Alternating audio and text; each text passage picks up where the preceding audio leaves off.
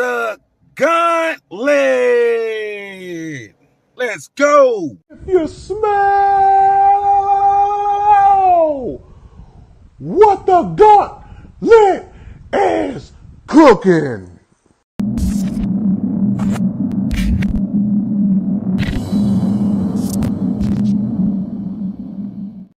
Good evening, ladies and gentlemen in the sports world. I am making my first appearance on the Gauntlet on the Sideline Sports Network. And today we just want to say that prayers, and even if you're not a religious person or prayer type of person, good thoughts and vibes goes to Demar Hamlin's family. I think anytime when you're watching the NFL or any sport really, whatever that happened on Monday night is not something that you expect to see. So we are going to dive into that later, but it just kind of sent a big shock to all the fans in the NFL, to all the sports world. So prayers and everything goes out to them. I really want to say that. But we have some good stuff to talk about. The NFL playoffs are coming. Everything is going in the cool direction. Gauntlet Grinders, all that kind of stuff. But I'm going to get the crew in the building now. First up, we have Detroit Dom. What's up, Detroit Dom? Oh, yo. How you doing? Good, bro. Good to see you for the first time this year. And then we got Denzel Snipes. Still feel like I ain't seen y'all since last year, man. What's going on? What's good with it?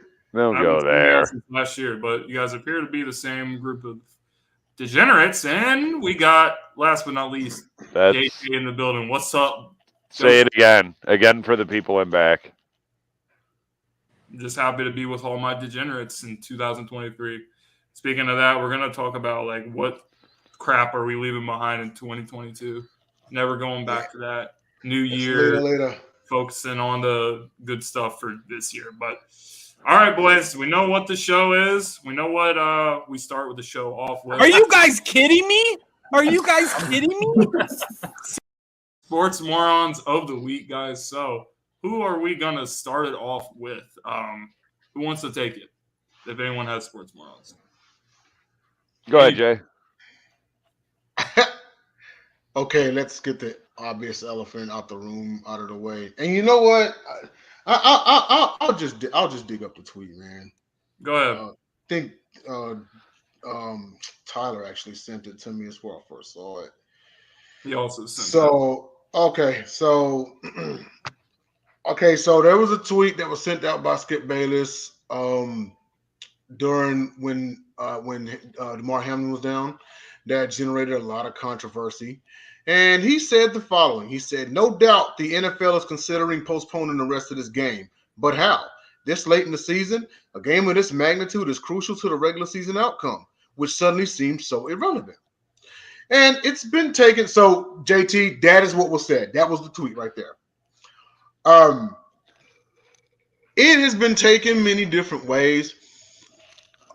Skip Bayless, and I get it. You know, they say some folks were acting off of emotion and so forth because of what happened, and you know, we can be a reactionary society and all, and that's all cool and all. Okay, you know, the thing about it is it's about understanding both sides and also understanding and knowing how Skip Bayless is. He recently came on the fire for what he said when he dogged out Shannon on national TV behind Tom Brady. That wasn't even that long ago. It seemed like weeks ago, you know. It was only yeah, you know. As far as the tweet goes, I disagree because he actually came and put out more tweets basically clarifying what he was saying. He said he wasn't trying to be insensitive and whatnot, you know. And people were still going in on those that were going against them. And see, here's the thing with debating, okay? The number one thing about debating, if not the first few things, is actually understanding the other side. Outside of that, it's an argument. And in arguments, you can have combatants. You know what I mean? So the thing is you have to understand why some people will feel the way they do against Skip, especially given his history. Now, my take on it, and this is just me, people may feel different. They may concur. And especially after being a journalism major myself, I can say this much.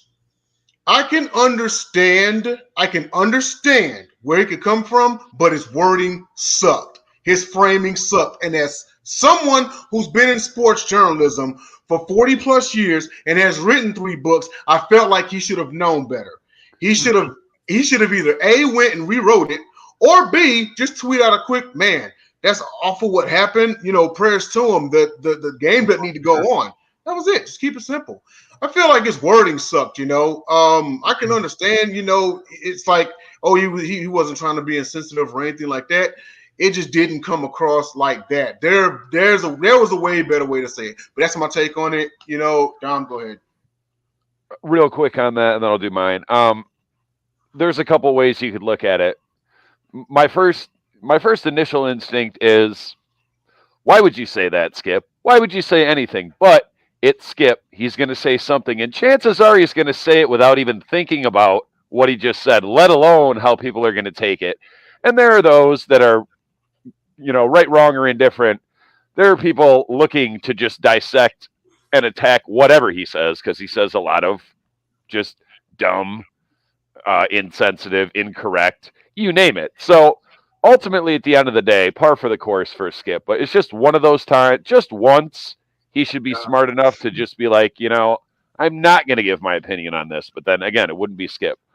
My sports moron is Roger Goodell or whoever, the powers that be that were in charge that waited for that long to cancel the game. Because and what's up, Jordan?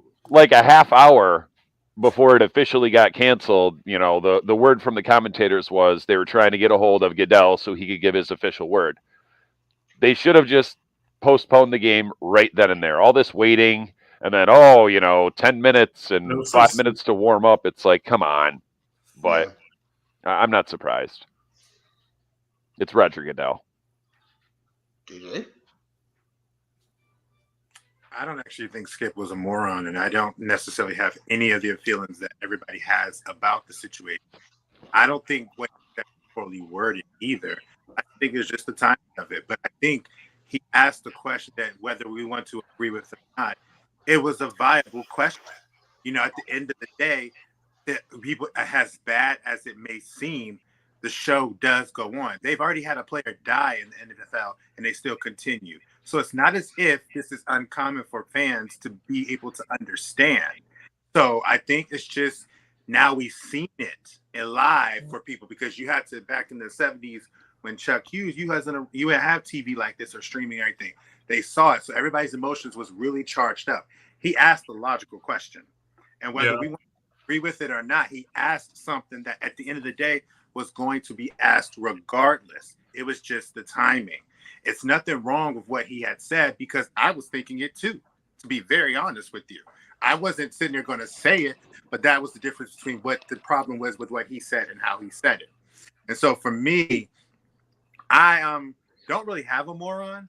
I just did want to dive into that. I understand the both sides of everything, but I do know in this world we pick and choose when we want to use a possibility, life and balance, to show that we have empathy or show like that. So it's like, in this case, you never heard of the guy. He had something happen that was horrific, but we've had players that have life and death situations happen on the field before.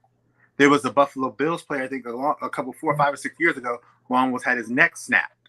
Johnny Knox bent backwards, almost broke his spine. Those are life-threatening death injuries as well. And so I do agree that, you should have canceled the game. But I do agree as well that question, unfortunately, as bad as it is, has to happen, whether we liked it or not.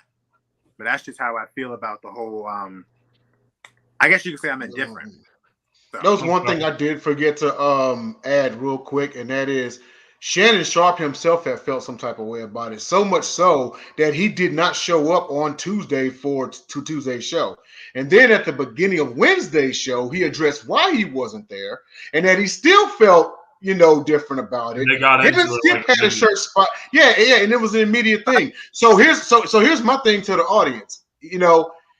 If you're going to vilify people for feeling different about it, then you would just assume vilify Shannon, because he felt the same way about it. And my one question I want to ask, well, says, I understood Shannon things that I said it's a brother and everything like that. Yes. What happened when Craig Sager died? and everybody had to still life goes on. It's not the same situation, but the whole point is it's not about the situation, it's about the fact that it was life and death. That is where this whole thing came about. At the end of the day, I've been in this role for 33 years, and I've accepted that I'm not going to always see something I agree with. I'm not always going to see something that I think is something that needs to be said at that time. And I'm myself going to do something like that. So when the tweet happened, I just tried to sit there and be like, okay, yeah, you probably could have waited maybe like another 30 minutes to an hour after this or so before you said it. But at the same time, I understand a couple things. You're at that age, you're over 50, 60, you blunt off the tee. Dom, you and I talked about that. The older you get, the more blunt you are, and the more he just doesn't care. No, but I don't think it's necessarily doesn't care. It's just he's just basically saying, look, this is the reality of the world. Whether NFL's not going to stop the rest of its career because Damar Hamlin's tragedy happened, unfortunately, and it's not saying that in a negative way, but he's basically saying, look, it's going to continue. So what are we about to do? Because nowadays, now that the whole thing has been decided, what he was basically knew what was going to happen, it happened. Fans of the Chiefs and all these other people like, dang, now they got the hand of the division because of this. But where was your empathy when you was talking about Damar Hamlin like a week or like maybe 4 or 5 days ago? Now it's about you getting the division of the home seed. But before it was like, I just canceled the game. It's all good. Don't even matter about it. We pick and choose when we want to be upset. Well, yeah. I'm sorry. Go ahead. I was just gonna give my thoughts about the tweet. JJ, I think you're right.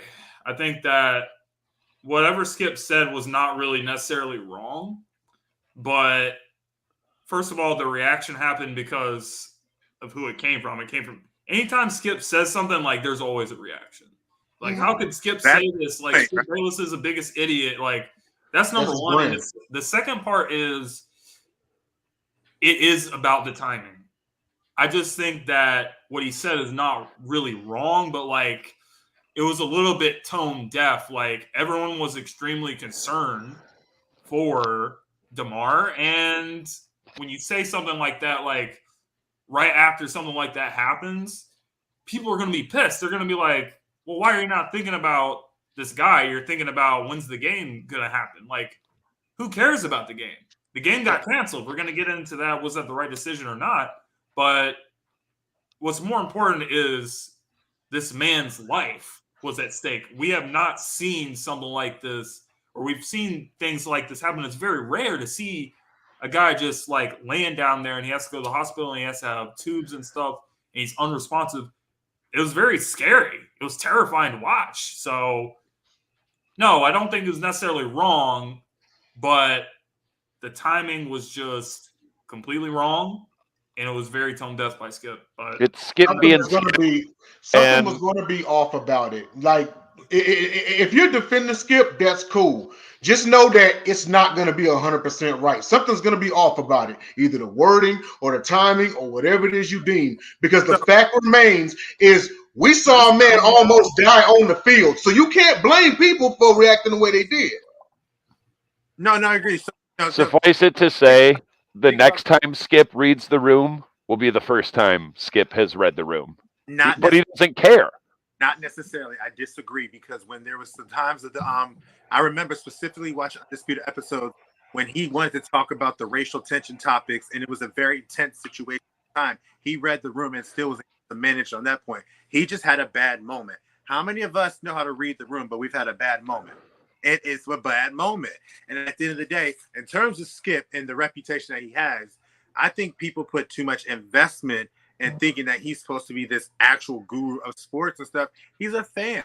Some topics he's good in, some topics he's not in. Some topics his fanatic came out, and some topics he don't. The whole situation with Shannon, I knew that was the response from him. He loves Tom Brady. He probably would trade his life or himself for Tom Brady. So that part just got Shannon, because Shannon's sitting thinking like, okay, whatever. Now, Shannon may be done with him, but his reactions and some of the things he does, I pick and choose when I know Skip is serious, when I know Skip is just talking. Like, this is the same guy that literally said after Dak came back and overtime in his rookie year to beat Philadelphia in overtime, that was the greatest game, the greatest drive in Cowboy history. He's all for shock value. and he did make the mistake with this whole situation. But I just don't think we are. I think at this point in time, people have to look at themselves and be like, you know what? Whether he's sincere or not, your mind is made up on Skip. Because if you saw somebody that said something that you were actually a fan of, and they said this tweet, you'd be more willing to see him give him his apology, to see him clarify. But as opposed to somebody like Skip, who you don't care for, you see where I'm going with that? Like, you see how I'm saying? Like, it's just, I definitely, no, I see that. It's just, and if that's what Skip is. Skip is for shock value. His brand, how he makes his bread, is off of that. You know what I mean? It's just the wrong. But it wouldn't be Skip. Grizz said that Skip was probably happy when Tom Brady got divorced, so he could buy him a ring. He might not be wrong on that. He might leave. Skip may leave Ernestine for Tom Brady. Since we brought up the Tom Brady situation, like that was very unprofessional by Skip, and Skip was clearly emotional and being a fan, like what JJ just said. So like the fact that Shannon was so upset about this whole situation about the tweet, and then that whole situation happened, like, well, it feels like things are starting to fall off the rails with Undisputed. So would you guys be surprised if we saw Skip and Shannon like split up? I wouldn't. I don't think that. I think this situation with Skip and Shannon after the Demar Hamlin, not about the tweet, was more about how he kept interrupting him, because that was Shannon's point the entire time. So I don't think it's less. I don't think he respects his opinion, even though sometimes he may not like him. He wasn't like, not once did he come in and say, "Oh, you fool of this." As soon as he cut him off, that's when Shannon got upset, because then Shannon is like, "Look," but I think you're right. I hear you on that, but I just haven't seen it be like this level. No. I think, but that's what this leads to my point. I think I agree that this might be the end of them, because I think it just built up. I think it's been building up over time. And remember, we had the situation in the past that she even bumped into it. She's not even on the show anymore. She was good at that. Joy Taylor was on the show. She left literally 15 feet away. When 15 Joy is doing really well on her. I forget what the name of her show is now. Yes, but the things are, everything built up. And I think Shannon at the point, like, Shannon is very respectful, because to be honest with you, Uncle Shay Shay will whoop that butt, will whoop that behind. And I think Uncle Shay Shay's like, "Look, bro, all right, you got it." Because I've been in that same situation, and I've responded exactly the way that Shannon has. So I know that he's fed up with a lot of things that's happened. And let's be honest, Skip is a cocky mofo. Y'all remember that letter he said to Jamel Hill at the situation at ESPN? And like, Skip has a track history. Oh, he's cocky until he gets humbled. Until Jalen Rose called him out on basketball. Until Richard Sherman told him he sucked at life. Skip will get put down. Better at life. He is far from invincible. And that was before Richard Sherman became Richard Sherman. Like, that was when he was first starting to become really good. Oh yeah, that was before. Like, don't mess me with the early days of First Take. Like, even before Stephen A. Smith was there. There was a time that he was calling Chris Bosh Spice. Disrespecting the man's name. I watched that clip the other day. He brought him on the show, and he was calling him Bosh Spice to his face. I think that was kind of a gimmick, because he called Shaquille a whale. He called him Shaquille. Yeah, but Chris Bosh told him that he didn't like the fact that he was messing with his name like that, and Skip was like, "Okay, Bosh Spice." Like, it was so ridiculous, but he kept on doing it. You should have went Jim Everett on Jim Rome and just. That's exactly what I was thinking. You remember what happened when that Jim Rome almost had a head full of him. Oh, okay. He's like, "I bet I will." All right, boys. Well, we spent like 20 minutes talking about Skip Bayless, so yeah, that's time that we will not get back. So we're gonna try to not talk about Skip Bayless this much in 2023. So player of the week, guys, is Torry Holt. Torry Holt was a part of the St. Louis Rams teams that won the Super Bowl, beat the Tennessee Titans. That offense was known as the greatest show on turf. It was one of the best offenses of all time. And he was a part of one of the best wide receiver duos that we've seen, with him and Isaac Bruce playing together. So what do you guys think about Torry Holt? What stands out for his career when you think about him? I can't remember who said that. It was, I think, Dom. And I think we were on a group chat, and Jordan Dom loves Pennington, the greatest show on he's turf. watching. Yeah, because Dom, I think you was going at it with Jordan Pennington, because Pennington said the coldest receiver combo was Manning Harrison, and you said it was Holt Bruce. Am I correct? Correct. Okay, yeah. Wait, pause. You mean Reggie Wayne and Marvin Harrison, not Peyton Manning? Did he say? Did he? Oh, wait, I'm sorry. You It knew was it. yeah. Peyton Manning's My not bad. no damn wide receiver. No. Wayne Harrison and Holt Bruce, but and then Manning got brought up or something like that. But anyway, yeah. Let's see. It's debatable. He was a first rounder out of North Carolina State. He won the Super Bowl with the greatest show on turf, of course. He's a one-time first-team All-Pro, one-time second-team All-Pro, 7-time Pro Bowler. In 2000 and in 03, he led the NFL in receiving, receptions leader in 03. He's on the 2000s All-Decade team. He caught 74 touchdowns in his career, 1,300 yards receiving. He had 920 receptions. Torry Holt. The question is he going to get in the Hall, and is he deserving of it? I feel like he is. 7-time Pro Bowl, and I mean, like, I know nowadays they say Pro Bowl's joke, whatever. Back then, it was taken like a lot more seriously. Should he have been All Pro a few more times? Maybe so. And not to mention, we tend to bring up old Madden games on here. Like, one time we had Mafia on, and I said, man, Madden 03 is one of the best Maddens of all time because that Rams team was sick. Torry Holt was the reason why. Him and Marshall Faulk. Man, like that right there, that Rams team was sick. Holt was a staple part in it. But I'll swing it to Dom, man. Your thoughts on Torry Holt, dude? 03? 03? Madden 03? Most of my thoughts and opinions about Torry Holt are well known. I actually found out a couple things that I did not know, because my beef always was that there's several players ahead of or below him. Oh, wait, yeah. Okay, now I remember. There is a few players below him, receiving yards wise, that are in the Hall, and he is not. Those two being Andre Reed and Steve Largent. But the only one I see above him that I say he's better than is maybe James Lofton. As far as the Holt Bruce and Harrison Wayne comparison, so Isaac Bruce is number 5, Torry Holt's number 17, Harrison and Wayne are 9 and 10. I also didn't realize for some reason I thought Isaac Bruce retired several years before Torry Holt. Same year, 09. Mm-hmm. But this is his first year on the ballot, correct? I think. Holt? No, because it's 4 years after your retirement. So his first eligible year was 13 or 14. Oh, wow. Yeah. So he really might not get in. That's terrible. Now I don't have anything else to say. Well, I think Torry Holt is the number one receiver in terms of yards for the year of the 2000 to 2010 decade. I think he's the leading guy, and he's on the 2000s All-Decade team. Yeah. No, but I'm talking about, like, as far as the one who has the most receiving yards of any wide receiver from that 0 to 2000. That will put him on there. Yeah. Mm-hmm. The argument. Just one more thing, JJ, you can go, because I heard it on sports radio. They say Torry Holt is Hall of Very Good because he was never the best player at his position at any time, which may be true. But neither was Isaac Bruce, if we're being honest. Like, at the end of the day, like, they were both great receivers. And they were back in the time you had to do as That's a like team. half the Hall of Fame. He just did well in the system. You had to Mike Mark's system.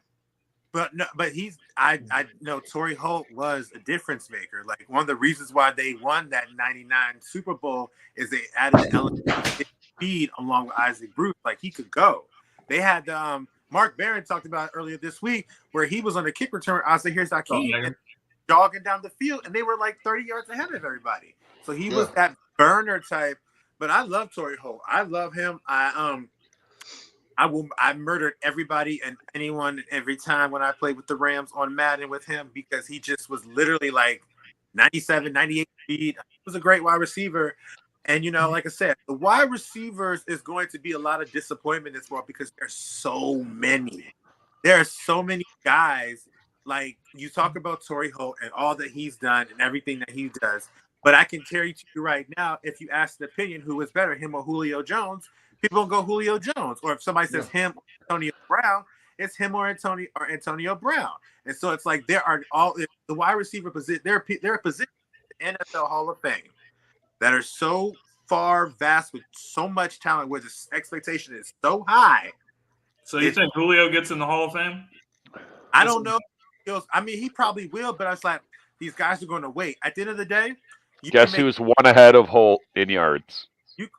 I'm not sure. At the Julio? It's Julio. Yeah, But Julio. To Torry Holt, look at Art Monk. Julio's a great player that wasted his career with Matt Ryan. Art Monk had to wait like 17, 18 years to get into the Hall of Fame. So at the end of the day, it's not uncommon. He should have.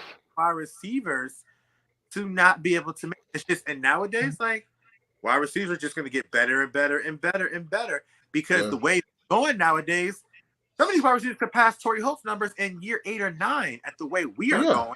The game evolves, It's just diluted at his position. It's so many guys in there. If he was the only two between him and T.O., you putting him in, him and Fitzgerald, you putting him over Fitzgerald, him or Steve Smith, you put him over. You're saying he just played in an era full of great players. No, he just played. He's in a position. He's in a position in the Hall of Fame that is so far filled with so many amazing players. It's going to take some time. It might take some time. The crazy part about Torry Holt too is he actually was a bit undersized for a wideout. He actually was a bit undersized for a wideout. He's listed at 6 feet. So real world, he was like 5'10". Right. I mean, I know people can't help their height, but you got to take that into consideration too. For who? As far as Torry Holt, like it's just like how we talk about Steve Smith. You absolutely. But Steve Smith was a dog. I mean, because I'm talking about just height wise. I know that. I mean, he was 5'8". Steve Smith is prime example number one of if you can catch, you're a wideout. Nobody would mess with Steve Smith, bro. He would really beat somebody's ass. He's the number one person that I would not want to see in a dark alley, and I've said that since the first time I saw him play. Already broke Richard Marshall's nose in practice. Yeah, off of one punch. It's dude. He's stocky too. It's very few receivers you see built like a pit bull. That's Steve Smith. So I'm gonna tell you, Steve Smith was that wideout that was built like a running back. I'm gonna tell you something. Smoked Von Miller on like a block. I'm gonna say something. That's the type of stuff you don't see receivers doing. I'm gonna tell you some true story, and I think I may have said it before, but Ray Lewis said if he had to go down the dark alley, he had to take somebody with him. He's taking Smitty with him every day of the week because he knows that they're gonna go down and they're gonna probably beat some deep. They're gonna get out because he with the grits. Oh yeah. There was a knife and Steve Smith. You can't lose. We already did Steve Smith for Player of the Week, but I just want to say. Steve Smith is at NFL Network. There was a video of him at some Thursday night game where one of the players in warmups like almost ran into him. And he like turned around like this, and he was like, "If one of these guys runs into me, they will not be playing tonight." Like this dude is he meant that too. Steve Smith is the best pound per pound, inch for inch wide receiver. I hope we can interview Steve time as a guest someday. That would be awesome. But we're going to take a short break from everything, and then when we come back, Gauntlet Grinders, who was on their grind last week, and the NFL. Sports fans are gearing up and saving big at Fanatics.com, the world's largest collection of officially licensed fan gear. From all the leagues, teams, and players you love, unique one-of-a-kind designs exclusively by Fanatics, and autographed collectibles from today's biggest stars shipped directly to your home. Join Fanatics Rewards for free to earn fan cash on every purchase. Shop now and for a limited time, get 20% off all orders. Fanatics.com, officially licensed everything. Check out Fanatics for all the best gear. Fanatics, a proud partner of the Gauntlet and the Sideline Sports Network. So, Gauntlet Grinders. Jay, do you want to start us off? Yep. Let's go ahead and kick it off here. I got my two. And it's been a while since we mentioned this name, but I felt like deservedly so over the weekend. He helped his team lock up the disgustingly bad NFC South, but his performance could not go overlooked. And that is the old geriatric Tom Brady, who's currently on Medicare. So He was scary. 34. He was 34 45 for 432 yards. He averaged 9.6 yards per attempt, 3 touchdown passes, QBR of 77.3, passer rating of 127.3. I was looking at that game and I'm like, this dude legit dialed back. If only for one game, and yeah, okay, it's against Carolina, but he dialed back the clock to 07 MVP, like Tom Mike Brady. Evans Like, it went was off. crazy. And Evans went nuclear too. He had 3 of those. He had all those touchdowns. He had 207 yards receiving. Like, it was great. Great win for Tampa Bay. They're the 4th seed. They'll wait whoever is going to be the 5th seed. And for my AFC Gauntlet Grinder, I got Austin Eckler in a win versus the Rams, 31-10 in the Battle of Los Angeles. He had 10 carries for 122. He averaged 12.2 yards a clip and had 2 touchdowns. He also added another 4 receptions, 39 yards. Chargers are in the playoffs. Load of it does go to Justin Herbert. I knew they'd make the postseason this year. But Austin Eckler, and especially for a team where Keenan Allen was out like half the year, almost half the year, I mean, they most definitely did Keenan that Allen thing. got hurt? So. You're kidding. Something like that, yeah. A monster, bro. Yeah, Eckler was doing his thing, most definitely. So shout out to them too. Go ahead, Dom. NFC, I have the whole Lions defense, specifically the pass rush. 7 sacks, 3 by the NFL rookie sack leader, James Houston, who has 8 sacks in 6 games. Who's the leader in rookie sacks? It's not even his teammate Aiden Hutchinson, although he has 7. I think. And then Walker and Kayvon Thibodeau has been playing very well lately. I think also has 7.5. 7 sacks. Our other rookie, Josh Pascal, from the second round, also had 2 sacks. Hutchinson had an interception on a we rushed none, and it was prevent. And thank you, Justin Fields, for that gift. Fields was 7 of 21 for 75 yards and a pick. Sure, he ran for 130, but guess what? 200 total yards for a quarterback? Not cutting it. He had like 100 rushing yards in the first quarter. Yeah, I know. I was worried, especially after the week before against Carolina. But I think we're starting to realize we can't contain the running quarterbacks.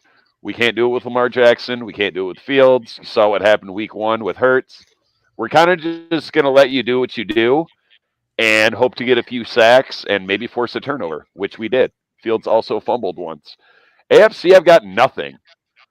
Could have had Eckler, but it's against the hapless Rams. I didn't see a bunch of AFC games this week, but I poured over the box scores for like 15 minutes. And you could give it to Mahomes, but they beat Denver. So do better, AFC. You were grinding nothing. Real quick, Justin Fields very quietly, and I understand considering this past week, but he very quietly became the 3rd quarterback in NFL history to rush 4,000 yards. But that should come to the shock of no one, seeing what he's been doing this year, just as Dom said. But go ahead, JJ. Feel sorry for the dude. So my AFC grinder is Austin Eckler because with this, Ravens have had a running back like this before. He may be a little bit stronger, may have been more of a meme streak, but he's another Ray Rice for the 2022-23 type league and how he's being used. He's a good dude that can like 6 or 7 receptions, but he also can give you like 60, 65, maybe 70 yards. And he is a huge piece of that offense. He's one of the security blankets that, Justin Herbert has. And such a great performance for them. Even though it was against the Rams, it was something that was needed. He's been kind of doing the same thing like this pretty much all season. My NFC grinder is none other than the cornerback up in Green Bay and how he handled one of the game's possibly most lethal wide receiver in the game. And from the soon as he did the gritty, it was on and popping. And he was Tyler's pick too. I'm a huge fan of defensive shutdowns in any capacity, low scoring games, whatever. What he did to Justin Jefferson was a thing of beauty. And it was no pass interference. It was no holding. He said something. He made a point. and he showed up and He showed backed it out up, bro. against this guy. And I have to give it to him for that one because that was a really, really great performance as When a you grinder. Jare was in the locker room saying that the week 1 game where Justin Jefferson went off, he said it was a fluke that will never happen again. And everyone was like, "Oh shit!" Like, Jeff Okuda did the same thing to Jefferson. He just didn't talk about it. Is this going to be on Freezing Cold Takes page? No, it wasn't, bro. 1 catch for 15 yards. So I was going to give my pick to Jare as well because that had him so heated he made him hit the he referee backed that with his talk helmet. up, He made Jefferson hit the referee with his helmet. I was like, man, you're going through it right now. Sense, but shouldn't he be getting fined for that minimally? Oh, that Like, shit he was gets so to- funny when he did the gritty on Jefferson. That was awesome, bro. Like, Was Jay your grinder? Yeah, that was pretty much my grinder. I mean, my dude Riz is over here saying Gardner Minshew. He really helped the Saints upset the Eagles. Gardner Minshew sucks. Like, I'm sorry, but I'm tired of like the hype about this guy. Oh, he should be a starter in the league. You know, if you put him in the Eagles offense will be exactly the same. We're obviously seeing that the Eagles offense is not the same without Jalen Hurts, which Jalen Hurts is expected to start on Sunday, which thank God, because we need him and we need him to get off rust before the playoffs. It ended up being the opposite The team effect is because not people the was same. like, The team is not the same without Jalen Hurts. How can you be such an idiot to say that? You're right, people though. were like, man, you know, if Gardner Minshew goes out there and does cost good, himself a lot of money. Like I think his game against the Cowboys, he would have at least got like a salary raise as a backup on another team. He's a good backup. That dude lost so much freaking money. Minshew out there is the reason why Hurts should be, because they was like, oh, well, just like you said, oh, it's plug and play with that system. You can put Minshew in there and he'll succeed. Well, Minshew went 0-2. They was like, if Minshew do good, then Hurts don't deserve MVP. Man, he proved why Hurts do deserve MVP. They zoomed in. Who's the two teams the Eagles faced? They zoomed in on Jalen Hurts' face, and he looked so disgusted, bro. It was the funniest thing that I've ever seen. Because he knew that he would be out there cooking this team. But anyway, I don't have time to be like complaining about the Eagles. I'll be doing it the whole show. So we got to talk about the Damar Hamlin incident that happened. And like, what was your instant reaction to this? What did you guys think when you just saw the play and then you just saw the man just laying on the ground? What were you guys thinking about that? Because to me,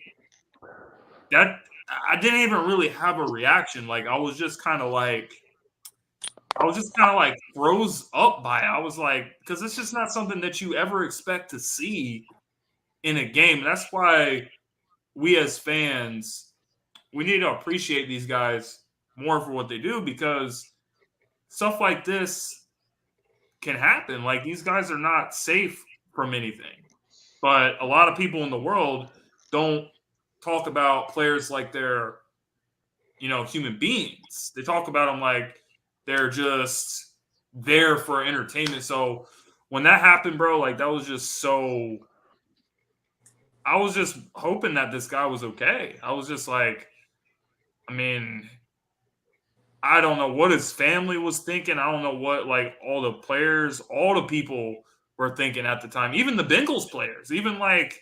There was Bengals and Bills fans outside the hospital that were gathered around praying for Damar, and I thought it was great. But this is just something that you don't ever expect to see happen. So he has been trending better. They said that they took the breathing tube, I think last night or today. So he's actually been talking to his family and stuff. So he's doing better. But I hope that everything gets to going in the right direction. But to me, it was just a moment of pure shock that I can't remember a time I watched an NFL game and I felt like that before. If I'm being yeah, I mean, same. Can I? Yeah, go ahead. Yes, the gentleman with his hand raised. Thank you. I got to do that with you guys because it's kind of hard to jump in. I got to let y'all. This is my attention right here. But anyway, so instant reaction. I didn't have it because I didn't even think there was no injury going on.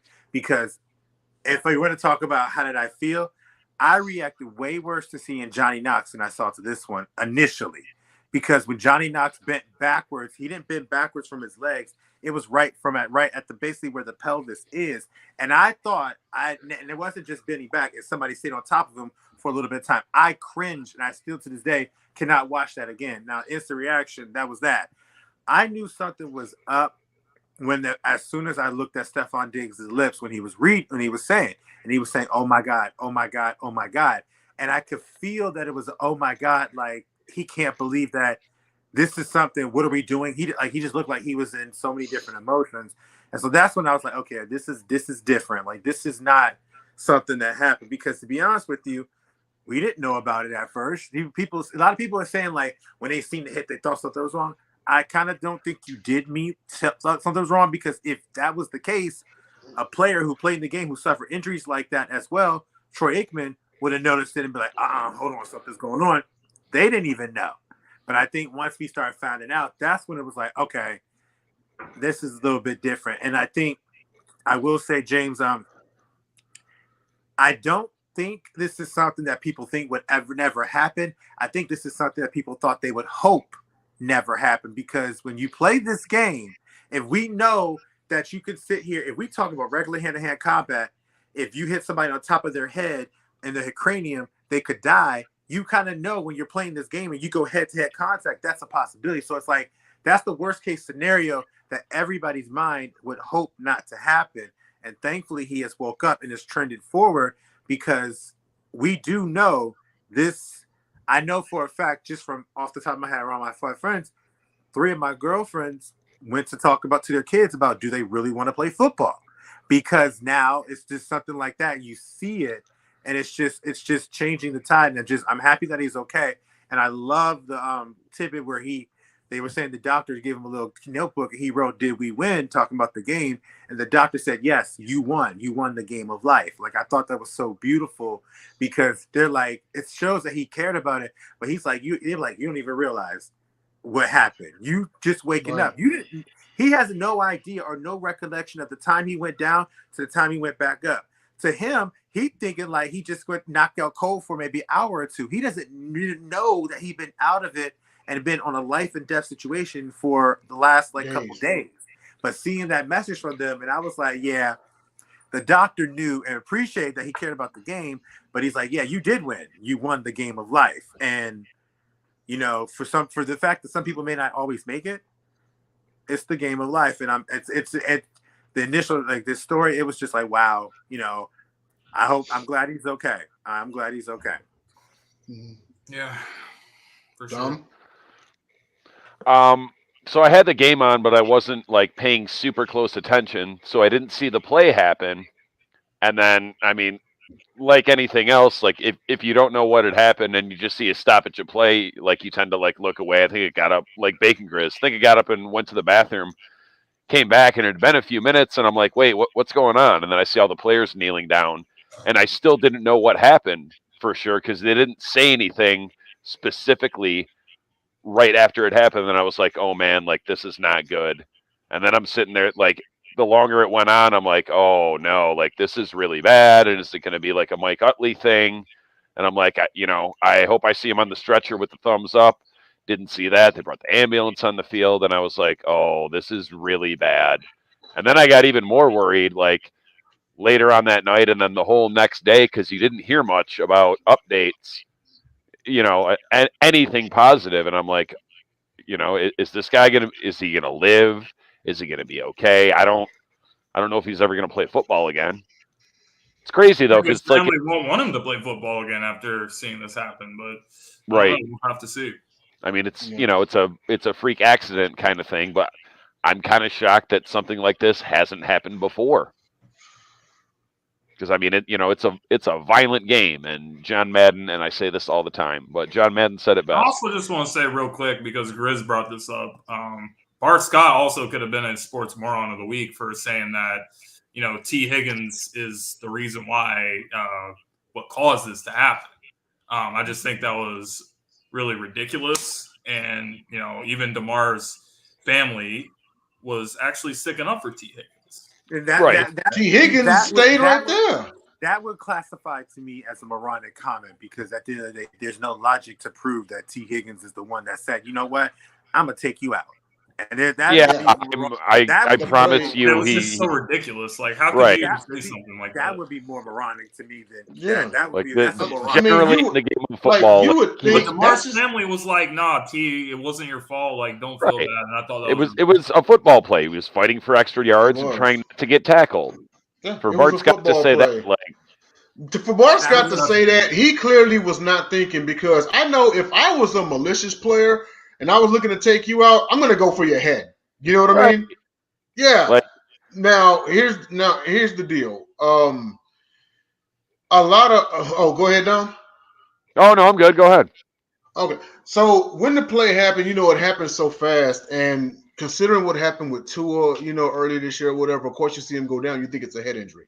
Now, with that being said, there's so much focus on head injuries, and rightfully so, given what we've seen, not just this year with Tua, but over the past years. But there's not enough focus. There's not enough focus on chest trauma.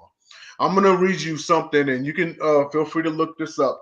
But on the set of Rocky IV back in the mid '80s, Sylvester Stallone, Dom, you might know this.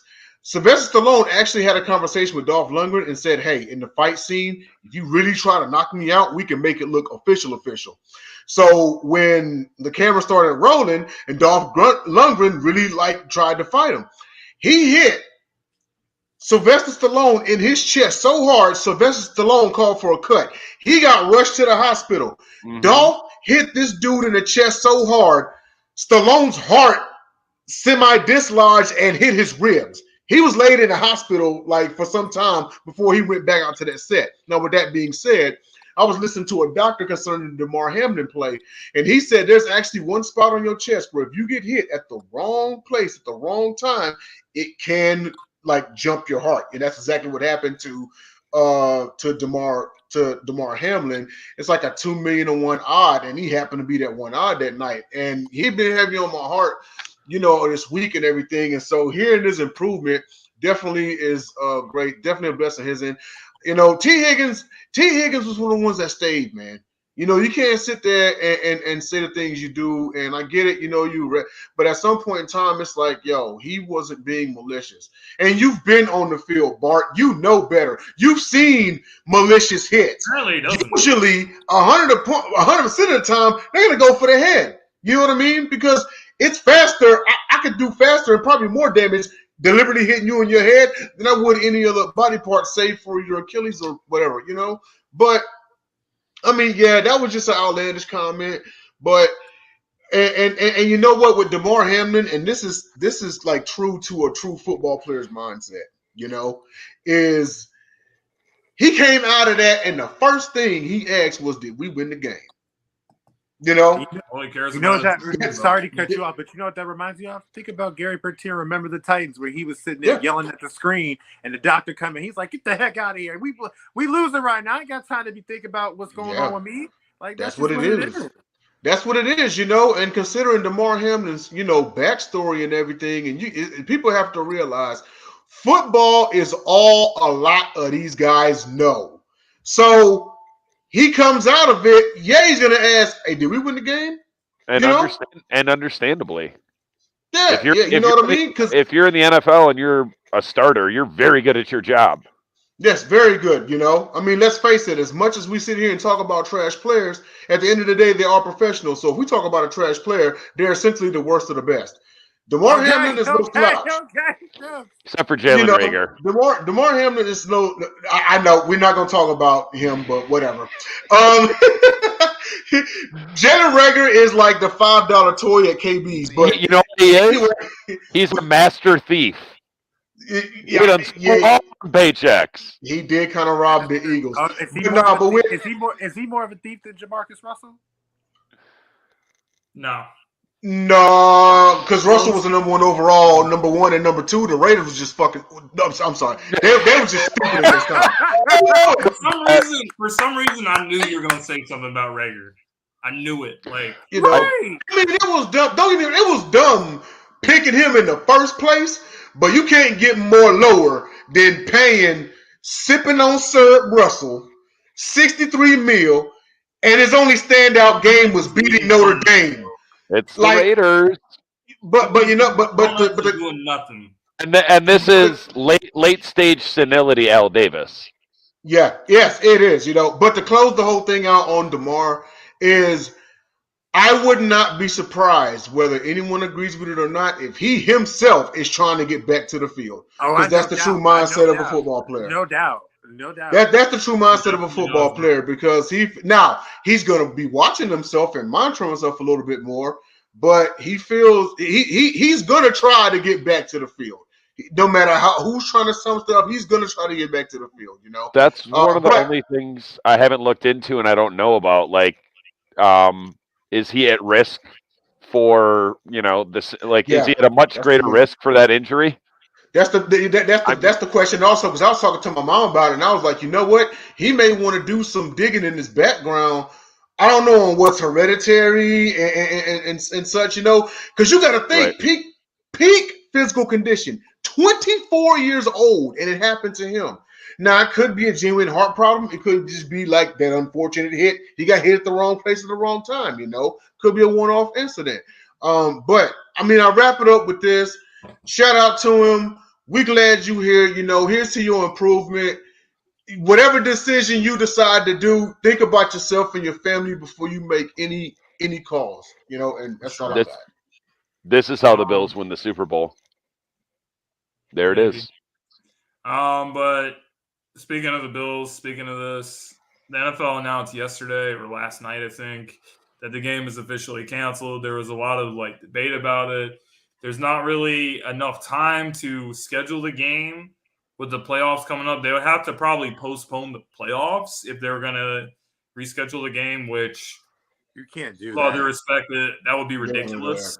And I've just seen a lot of dumb things being said about this. There was a lot of different scenarios people were talking about. There was one scenario where someone said the AFC gets an 8 seed because the Bills and the Bengals played a less game. And it just makes no sense. You give a AFC the 8 seed and the NFC does not get an 8 seed. Oh, no, we're getting one. It belongs to us. It makes absolutely no sense. So it was just. And who's the AFC going to play? I think canceling the game was the only real decision they could make. Who's the AFC going to even play? But that means there's no first round bye. The AFC could be played on a neutral site. Why do people act like we have not seen irregularities in NFL? Strike season, there's been so many different situations out here where there's been irregularities. This is just one of those that just be a little asterisk to there, but it doesn't mean those teams are going to be in the playoffs regardless. Those teams are going to be there. The reason it's a much bigger deal, it's the old men in the desert, if you catch my drift. Yeah. I know JJ. It's the old men in the desert. This actually reminds me of 9/11. If you guys remember, when that happened, it actually pushed the NFL a week, and for the first time ever, the Super Bowl was played in February. And a few years later, it became a regular practice to play the Super Bowl in February. Thing is that event happened way early on in the season, so they could actually have time to do something about it. This late in the season, that's a bit too late to do anything about it. I think it's unfortunate. And, shout out to Megan on the Sports Moron last night. She said, in any scenario that you throw, someone's going to lose out. It's not going to be a perfect scenario. Someone's going to lose out. So I thought that it was right. And also considering they already got the playoff schedule, they already got the championship game ticket slotted, the Super Bowl ticket slotted, and everything. And imagine pushing back the Super Bowl for another week after all that's pre-planned, all that's set up, because it's not just the game. They can do that. Somebody can't go because they got to work. They talked about this. They talked about this during the pandemic. It's also but they already had a plan built in. They could push it back up to a month. You also can't be so advocate of player safety, but then try to scrunch in 3 games in the span of a week. Doing that would put the Bills and the Bengals at a major disadvantage. The only other thing that was even remotely bad, other than what happened to Damar Hamlin, was I was looking forward to this game all freaking year. Oh, I think it would have been a great game. I'm not. So, and the thing is, and this is a part of me because We'll have to see I if had they play again. I had 3 players left to hit my joint, and it was Diggs, Chase, and Mixon, and Mixon and Diggs got off to great starts, and then the game happened. You got a refund though, didn't you? Yeah. So who has the 1 seed right now in the AFC? Chiefs. If they beat the Raiders, they lock it up. So the Chiefs. And then I think because of them canceling the game, the Bengals have won the AFC North. Correct. Yep. And the Doesn't Ravens matter. are locked The only difference is where's Joe Burrow going to beat Patrick Mahomes, in Kansas City or Cincy? Apparently Kansas City.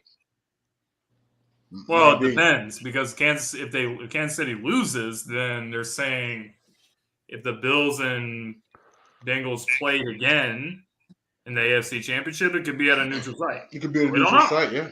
If the Chiefs don't handle their business, but they can't do it in LA. The Chiefs are probably still the favorites of the AFC, but I don't know, man. We said that last year. That's what we said last year, and it didn't happen. So we'll have to see. But non-sports topic, guys. It's 2023. Let's not just New Year's resolutions, but like what's something that you guys had in 2022? Doesn't necessarily have to be really negative or overly negative, but you're just like, I'm leaving this crap in 2022. Anybody want to go? I'll go, and I had it for much longer than the last year. For all of my child and adult viewing life as a Lions fan, leaving same old Lions in 2022. Hopefully. Are you going to leave Chargers going to Charger in 2022? No, it just got pushed back a week. We talked about this.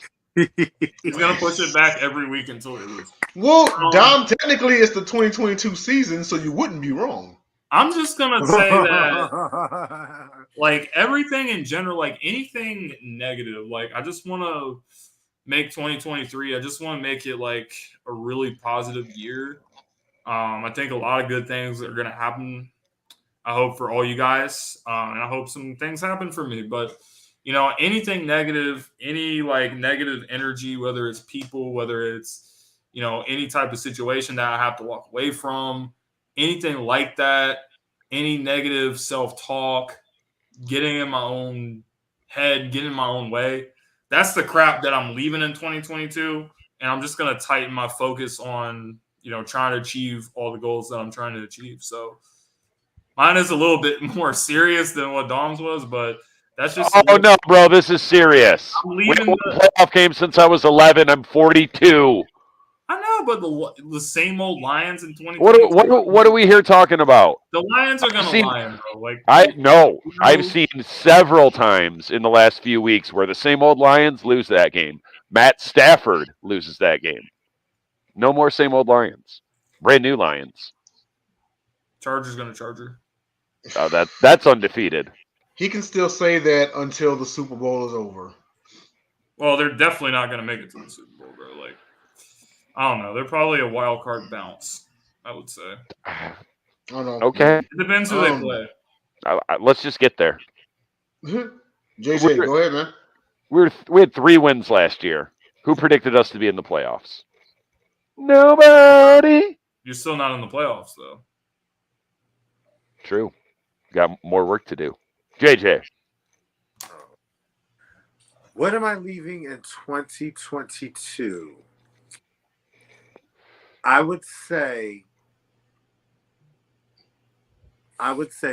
real talk, leaving my crazy ass coworkers behind. Excuse my language. That's what it really was. Excuse me. I'm just sitting there and say that. Like they do too much for me. No, but leaving all ideas of what I was and was, like, you know, just leaving all negativity behind in the sense of not only that's not going to happen ahead, but me getting involved in it. You know, me losing part of myself in it. And now it's just all about, you know, the laser-like focus that, you know, James, you had alluded to.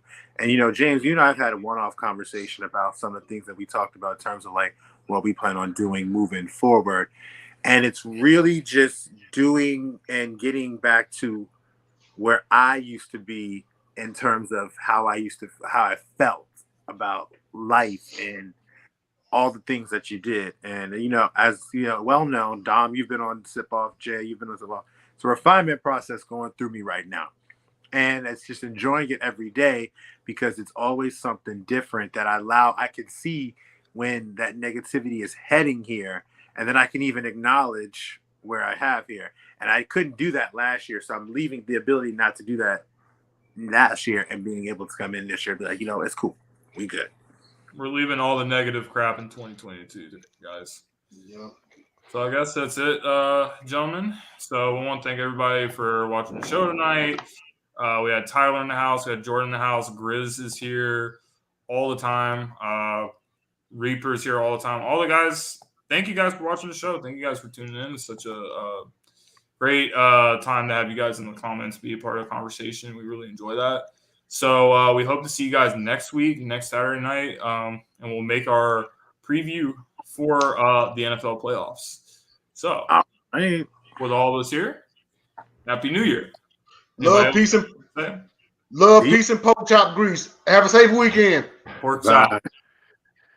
All right, boys. Pork chop grease, I just heard.